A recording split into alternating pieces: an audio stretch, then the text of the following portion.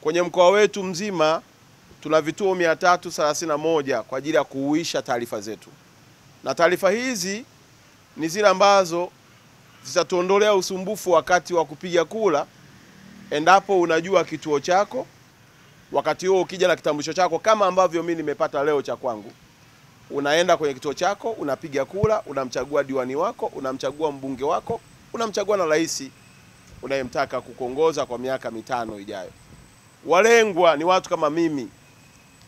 Mimi nilikuwa naishi Dar es Salaam, nimehamia hapa Arusha.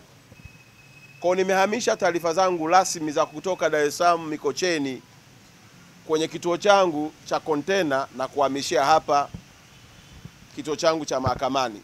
Kwa mimi ni mpiga kura halali wa mkoa wa Arusha, jimbo la Arusha na kata yangu ya Sekei.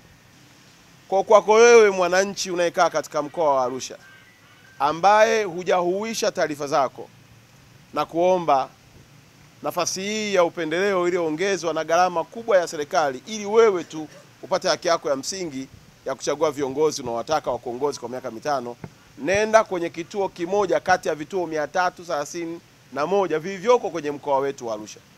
Na leo ni tarehe 20, zibaki siku 2. Tarehe 22 ni siku ya mwisho, na kuomba chonde na kwa watumishi wote mlio kwenye mkoa wa Arusha, mpe taarifa kiongozi wako ya kwamba naenda kuhuisha taarifa zangu.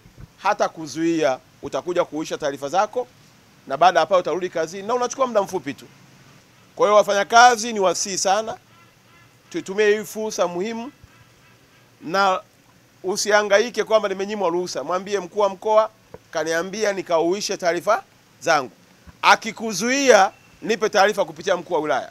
Kwa hiyo naomba njoo tuvichukue vichinjio, tuhakikishe tunawapata viongozi wazuri, viongozi waadilifu wanaowaza uchumi wa maisha yetu na maendeleo ya mkoa wetu na jimbo letu, kama ambavyo viongozi wetu wametuasa chini ya Daktari Samia Suluhu Hassan.